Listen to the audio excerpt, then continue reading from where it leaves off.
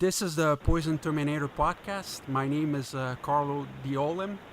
Today we're going to talk about how poison centers can help you when you're feeling unwell after inhaling, ingesting, or touching something toxic. Joining me today is my guest, Fiorella Carwaz. Fiorella is the public educator for the Oregon Poison Center. She holds degrees in psychology and community health education. She's also a certified health education specialist. Welcome to the show, Fiorella. Thank you, Carlo. So, Fiorella, what is a poison center? Yes, so poison centers provide free treatment advice in case of a poison exposure. So they also provide poison information. So a lot of people don't know that. So it is for the public, but also for healthcare providers. What kind of questions can be answered by a poison center? Yes, so usually is if someone has been exposed to a poison, but also if a person, let's say, I give you an example, they forgot and they took their medicine twice that day, thinking they never took the first dose, it is okay to call a poison center because we'll be able to find out if this is an issue or not. So anywhere from information and obviously poisoning exposures will be able to help with that. Are calls related to drug interactions, the wrong medication taken, or food poisoning answered by a poison center? Oh, yes, absolutely. So sometimes, again, a person, might forget and they have taken double the amount. We be able to help them. We do have pharmacists working here as well. And also, I would like to add that, yes, a good number of our calls are medicine-related. So whether it's they've taken too much or they took the wrong amount, they can give us a call. What about bottom batteries ingested by kids or battery acid burns from a leaking battery? Oh, yes. I'm actually really glad that you mentioned that. This is this is a really big deal for us. So it's a battery ingestion. So a lot of the parents might not know, but those little bottom batteries, sometimes you find them in greeting cards or basically even musical cards. They are actually very dangerous. They can cause burns in the throat for the kid. And they usually don't know is that big of a deal, but for us, I mean, it is. So we say if that were to happen, please give us a call as soon as possible because it is a big deal, and we classify that under foreign objects. Are calls about allergies or infections answered by a poison center? Actually, no. So if it's not poison related, then no, we suggest you contact your healthcare provider. So it only has to do with poisonous. So an allergy, it could be just that, but if it's a poison exposure, then they can give us a call. Are calls for let's say someone who touches a poison oak, is it answered by a poison center? Yes, so anything that is a poisoning, so poisonings can happen in many different ways, and yes, something like poison oak or spider bites. So we do have that as well, or snake bites that are poisonous. They can give us a call, even if they're not sure a particular, let's say, spider is poisonous. It's a good thing to give us a call. We'll be able to tell, usually based on the symptoms and how it's shown. That if it's a big issue or not. What kind of information do we need to provide when we call the poison center for poison help information? Yes, so our calls are confidential. We do have private medical charts, just like you were to have at a doctor's appointment. So the person would provide basic information. We do ask for the name, so then we're able to find it if they call back or we need to call them. Some people do not provide the name, and then that's fine. They put age, it's very important, and the name of the patient who's calling, and obviously what happened, what we think the poison is. When should we call a poison center versus 911 in relation to poisoning? Yes. Well, that's such a great question. A lot of people feel like there could be a little bit of a gray area here. So, people call the poison center when experiencing a poisoning exposure. So, again, even if they just suspect that a poisoning has happened, they can give us a call. So, for example, call 911, and we tell people call 911 if the person is unconscious, laying on the floor, can't breathe, or is ceasing. But other than that, poisoning exposures for emergency, that's us. Are there basic first aid procedures that we could use at the same time we're calling the poison center? Yes. What we do recommend that every time a person is exposed to a poisoning, to give us a call.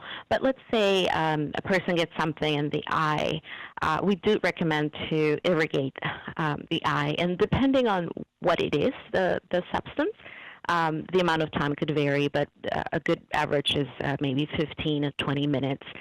Let's say they get something on the skin, also trying to get rid of the poison by rinsing it and calling us right away. If it's inhaled, like let's say like carbon monoxide, for example, we tell people please get out and get fresh air, get out of where you are, and obviously give us a call. And if, let's say, I spill a chemical on my skin, well, what do I do? Yes, so it depends obviously on the chemical, but we would want the person to rinse this exposed skin immediately. And if they have any, let's say, contaminated clothing that also happened with the spill, then also it's important they remove that and don't delay. Usually for about 15 minutes, but again, it depends on the exposure. It might be a little bit more, or we might actually send you to the ER. Do poison centers have business hours? We're open actually 24/7. There's no day that we're not open, and all the calls are free. So let's say something happens in the middle of the night, it's a poisoning. They can just give us a call, and they know for sure they're talking to someone live. What do you say to people who think it is faster to search for poison-related information online than calling a poison control center? Yeah, so as you see, a lot of people are, and everyone, we're part of this.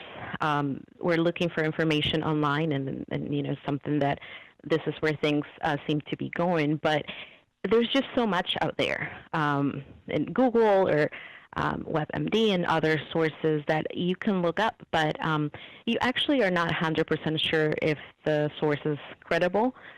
When you call us, we have highly specialized people answering the phones, so you know that you're getting any advice that you're looking for from experts. Some individuals use email to contact the Poison Control Center for poison help information. Is that an efficient way to contact the Poison Center? Can you repeat that? Some individuals use? Some individuals use the email to contact the Poison Center for poison help information.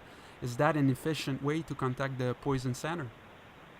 No. So the best way is to call that 1-800-222-1222 number, and that is because this is it's run in a call center, so this is what people do. And as soon as a call comes in, they see it. Email is not a good option.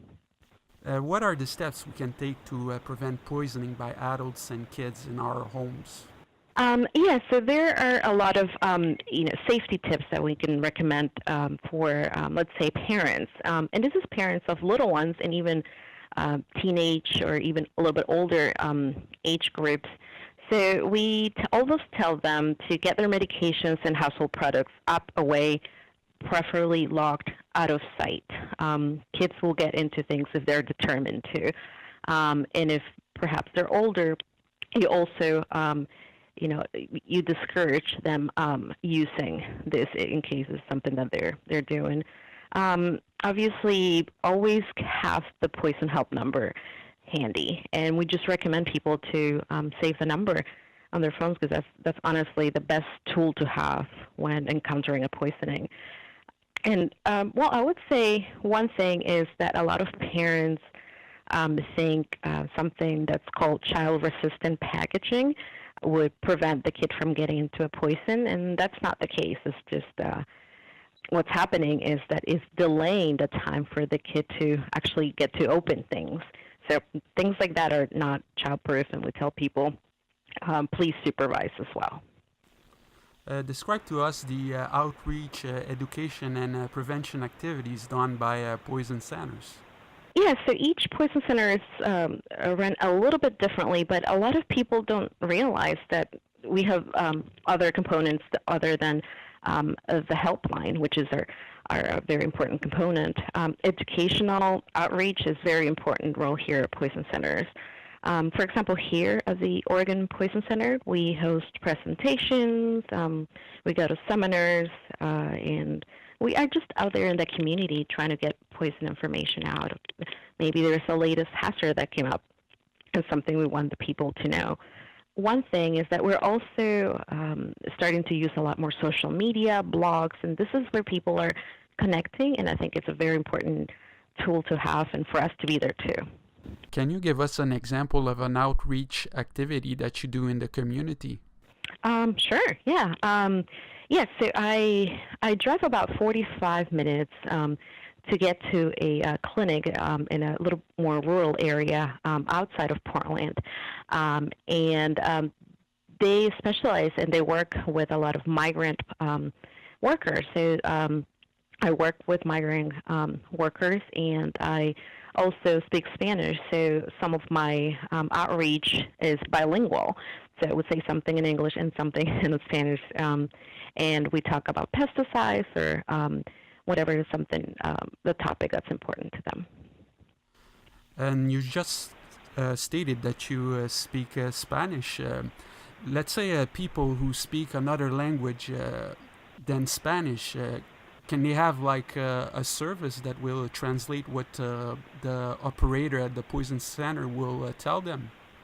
Yes, so when a person calls, it doesn't matter what language they speak. As soon as we're able to detect that the person is, their main language is not English, we connect with an interpreter service online, or through the phone, I should say, and then we're able to communicate. It only takes a few seconds for that to happen, and we can help anyone. Can someone call a poison center to have help with planning poison prevention activities in their community? Oh yes, absolutely. And most likely they will be referred to our education line.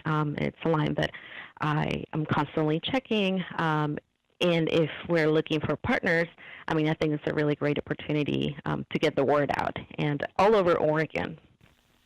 Where can people have access to the information we've discussed today? Yes, so we have lots of information on our website at OregonPoison.org, and you can go there and you can see we also have a training for trainers or educators, anyone really that's interested in poison prevention. They'd be able to take a 2-hour training and hopefully bring it to the communities, because it's a very important topic. Fiorella, now we would like to know why you decided to be a public health educator in a poison control center. Take us back to the moment you made that decision. Yeah, so absolutely. Well, I've always been very involved in public health, and when this opportunity came up, I was very intrigued. So the more I knew about it, I knew this was going to be a great fit for me. So there's always a new poison, a new hazard that I have to learn, and then I can teach it, so I can educate. So it kind of keeps me on my toes, and it's a challenge because every day is a little bit different, but it's great. I love it, and it's such a great cause. And we can prevent so many poisonings, and I think my job just helps me with my two passions in learning and educating. So I think it's a great fit for me. Is there anything else you would like to add?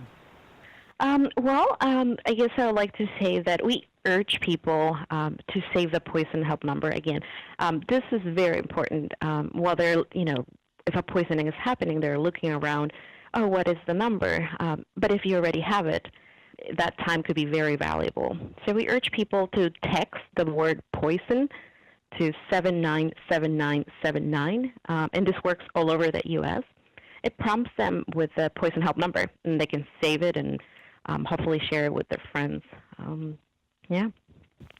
Fiorella, I would like to thank you for joining me today on the podcast and empowering us to take an active role in the prevention of harmful exposures. Well, thank you, Carlo. Thanks for having me. That was Fiorella Carwaz, a public health educator for the Oregon Poison Center. And that's all for today. I'm the Poison Terminator. I will be back next week with another episode. Have a great day.